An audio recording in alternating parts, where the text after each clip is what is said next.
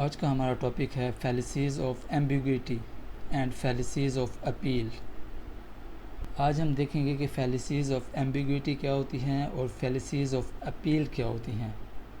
Ambiguity का मतलब ये होता है कि ऐसे सेंटेंस या ऐसे फ्रेजेस हम यूज़ कर लेते हैं जो दो डिफरेंट किस्म के मायने दे रहे होते हैं, और फैलिसीज़ ऑफ अपील में हम किसी को अपनी स्टेटमेंट या अपना कंक्लूजन मनवाने के लिए उस पर फोर्स करते हैं या हम एविडेंस को इग्नोर कर लेते हैं।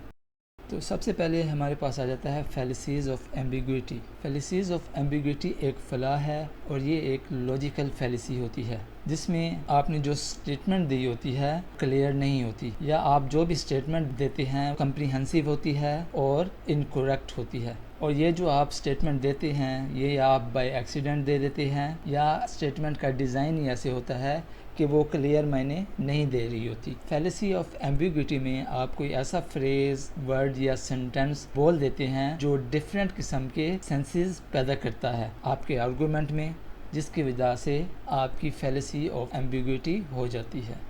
तो फैलिसी ऑफ एम्बिग्विटी में हमारे पास मज़ीद 5 किस्म की फैलिसीज़ आ जाती हैं। सबसे पहले हमारे पास है फैलिसी ऑफ इक्विवोकेशन। नंबर 2 पे हमारे पास है फैलिसी ऑफ एम्फिबोली। नंबर 3 पे है हमारे पास फैलिसी ऑफ एक्सेंट।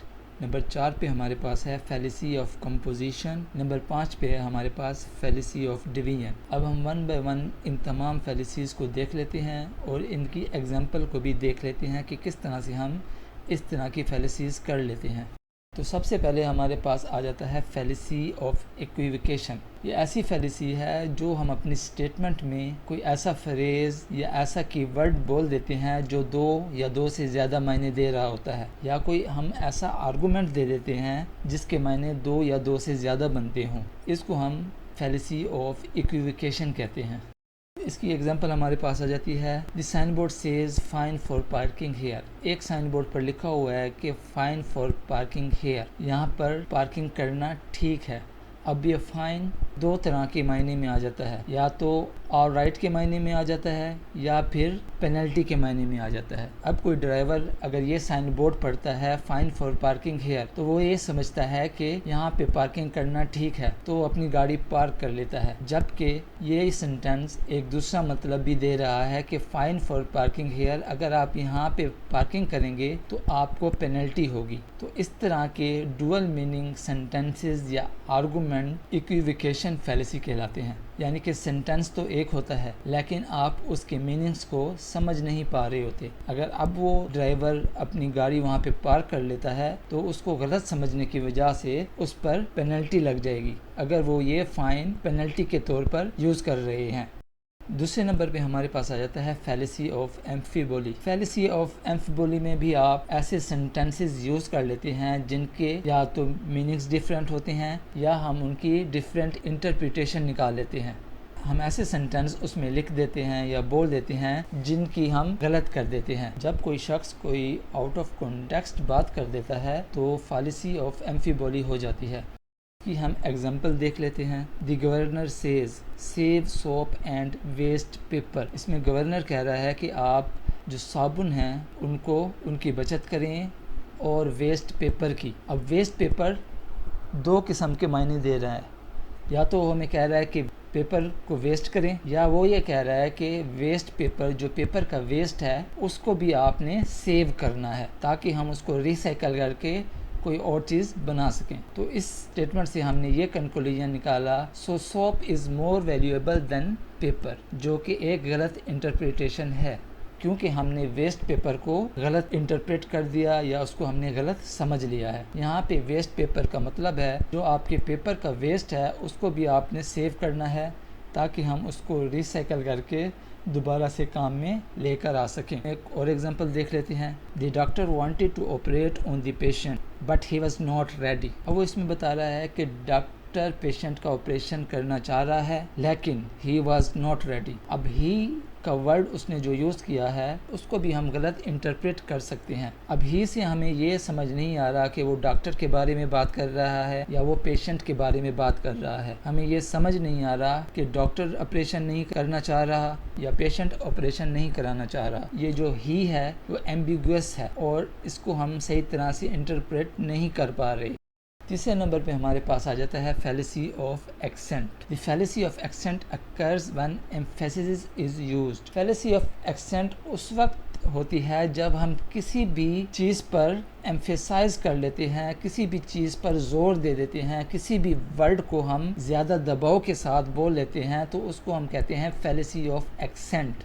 जैसे कि आपके पास एग्जांपल है, If a teacher remarks, Aslam has done the homework today with undue emphasis on today। अगर कोई टीचर ये कहता है कि असलम ने आज होमवर्क किया है और वो आज पर ज़्यादा एम्फेसिस करता है या ज़्यादा ज़ोर डालता है, तो हम इससे ये बात लेंगे कि असलम ने सिर्फ आज ही होमवर्क किया है जबकि वो पहले करके नहीं आता, तो इसीलिए टीचर टुडे पर ज़्यादा ज़ोर दे रहे हैं। तो इसको हम फैलेसी ऑफ एक्सेंट कहते हैं। फैलेसी ऑफ एक्सेंट भी आपकी एम्बिगुअस फैलेसी की एक किस्म है जिस पे आप किसी भी वर्ड पर ज़्यादा एम्फेसिस कर लेते हैं।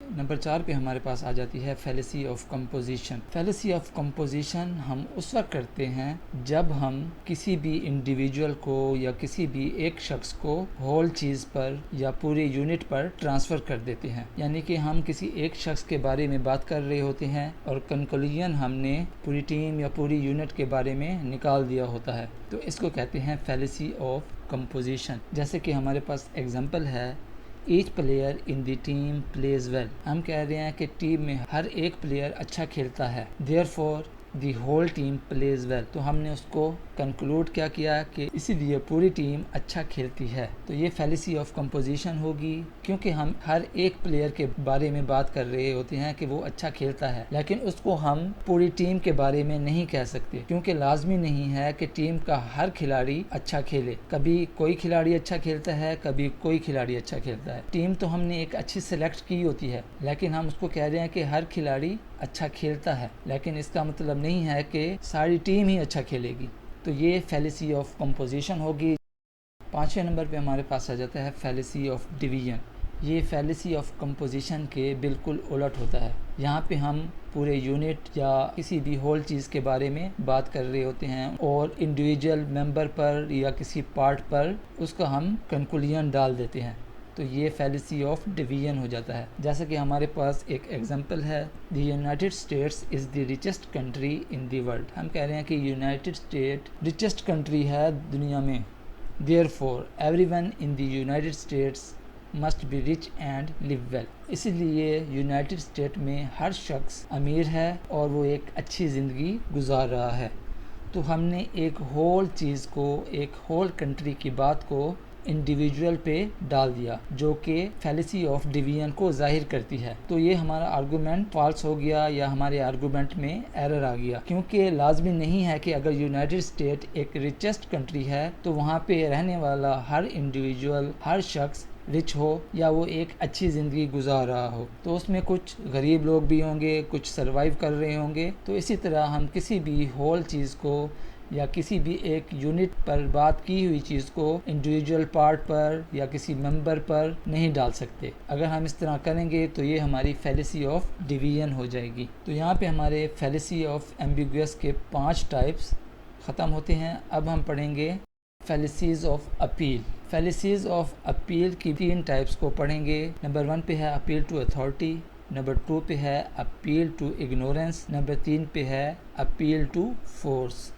सबसे पहले हम देख लेते हैं कि अपील टू अथॉरिटी क्या है। ये एक लॉजिकल फैलेसी होती है। इसमें जब कोई शख्स आर्गूमेंट करता है तो वो किसी अथॉरिटी को मद्देनज़र रख के आर्गूमेंट करता है और वो कहता है कि अगर इस अथॉरिटी ने ये बात कही है तो उसने सही बात कही है और मैं भी उस अथॉरिटी की बात को मान रहा हूँ। अब वो ये चीज़ नहीं देखता कि वो अथॉरिटी ऑथेंटिक है या नहीं है। For example, someone may assume that something must be true if a so called expert believes it to be true and no other evidence is needed. एक एक्सपर्ट का बिलीव है किसी भी स्टेटमेंट के बारे में या किसी भी चीज़ के बारे में कि वो दुरुस्त है, तो हमने भी ये मान लिया कि वो चीज़ दुरुस्त है बगैर किसी एविडेंस के। तो हमने उस एक्सपर्ट की अथॉरिटी को मद्देनज़र रख के उस पर बिलीव कर लिया। इसको हम कहते हैं अपील टू अथॉरिटी फैलेसी। इसमें हम एग्जांपल देख लेते हैं। पहली एग्जांपल है, peace is the best strategy because Einstein said so. वो कह रहा है कि पीस एक बेहतरीन स्ट्रेटजी है क्योंकि आइंस्टाइन ने ऐसा कहा है। आइंस्टाइन एक नामवर साइंसदान है। कोई भी शख्स कहेगा कि ये एक समझदार आदमी है तो इसकी बात मान लेनी चाहिए, तो हम फॉल्स होंगे क्योंकि आइंस्टाइन फिज़िक्स का एक्सपर्ट है। तो वो पॉलिटिकल साइंस के बारे में कोई भी बात करेगा, हमें उस पर बिलीव नहीं करना चाहिए। हमें उसके बारे में एविडेंस कलेक्ट करने होंगे, मज़ीद लोगों के रिव्यूज़ देखने होंगे, मज़ीद इन्फॉर्मेशन लेनी होगी। उसके बाद हमने इस बारे में फ़ैसला करना होगा कि ये जो एक्सपर्ट ने बात की है ये सही है या नहीं है। इसी तरह हमारे पास एक दूसरी एग्जांपल आ जाती है, you should take those vitamins because president said they are the best. अब एक प्रेजिडेंट कह रहा है कि आपको ये विटामिन्स लेने चाहिए क्योंकि ये आपके लिए बेहतर हैं। तो हमने अथॉरिटी देखी कि प्रेजिडेंट कह रहा है और हमने उसको मान लिया, तो ये अपील टू अथॉरिटी फैलेसी होगी। हमें देखना चाहिए कि वो प्रेसिडेंट किस मुल्क का है और उसकी एक्सपर्टीज़ किस चीज़ में है। अगर उसकी एक्सपर्टीज़ पॉलिटिक्स में है तो हमें उसके बारे में एविडेंस तलाश करने होंगे।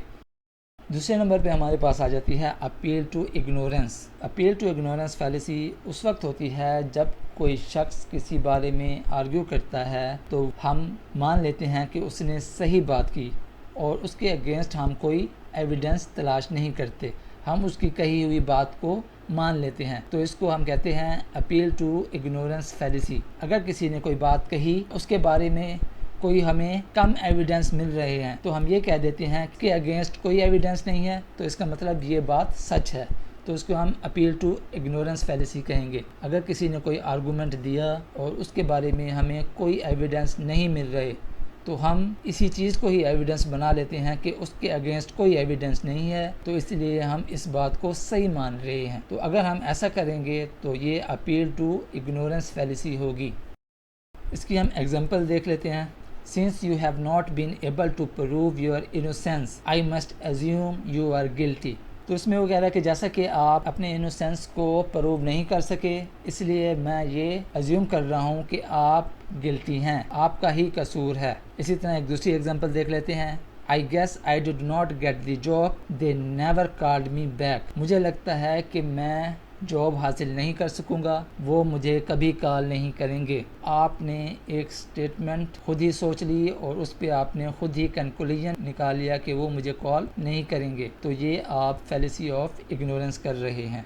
इसी तरह एक और एग्जांपल आपके पास आ जाती है। Ali says that since there is no proof aliens don't exist, there is a chance they do. Ali कह रहा है कि इसके बारे में कोई प्रूफ अभी तक नहीं मिला कि एलियंस मौजूद नहीं हैं, तो इस चीज़ का चांस है कि एलियंस वजूद में हैं। किसी चीज़ का एविडेंस ना होना एविडेंस नहीं है। इसको हम फैलेसी ऑफ इग्नोरेंस कहते हैं। अपील की तीसरी किस्म हमारे पास आ जाती है appeal to force. Appeal to force उस वक्त होती है जब कोई शख्स किसी दूसरे शख्स को थ्रेट करता है कि अगर आपने मेरी स्टेटमेंट ना मानी या मेरा कंक्लूजन एक्सेप्ट ना किया तो मैं आपको सज़ा दूंगा। तो इस तरह की फैलेसी को अपील टू फोर्स फैलेसी कहेंगे। इसकी एग्जांपल हम इस तरह ले सकते हैं कि it states that accept my argument और आई विल पनिश यू। मेरे आर्गूमेंट को आप कबूल कर लें, नहीं तो मैं आपको सज़ा दूंगा। अगर कोई शख्स फोर्सफुली आपको अपनी बात मनवाना चाह रहा है तो उसको हम अपील टू फोर्स फैलेसी कहेंगे। इसकी हम एग्जांपल देख लेते हैं। Employer, I need you to work overtime each day this week. मैं चाहता हूँ कि आप इस हफ्ते ओवर टाइम काम करें। Employee, I can't do that, that's not even what we agreed upon. मैं ऐसा नहीं कर सकता क्योंकि हमारा जो एग्रीमेंट हुआ था उसमें ये शामिल नहीं था। Employer, well if you don't want to cooperate I can always find someone to replace you. ठीक है, अगर आप मेरी बात नहीं मानेंगे तो मैं हमेशा ऐसा शख्स ढूंढता रहूँगा जिसको मैं आपकी जगह रिप्लेस कर लूं। तो आप उसको फोर्सफुली कह रहे हैं या उसको थ्रेट दे रहे हैं कि अगर आप मेरा कहना नहीं मानेंगे तो मैं आपकी जगह कोई और एम्प्लॉय लेकर आ जाऊंगा। तो इसको हम कहते हैं अपील टू फोर्स फैलेसी। यहाँ पे हमारा आज का टॉपिक एंड होता है।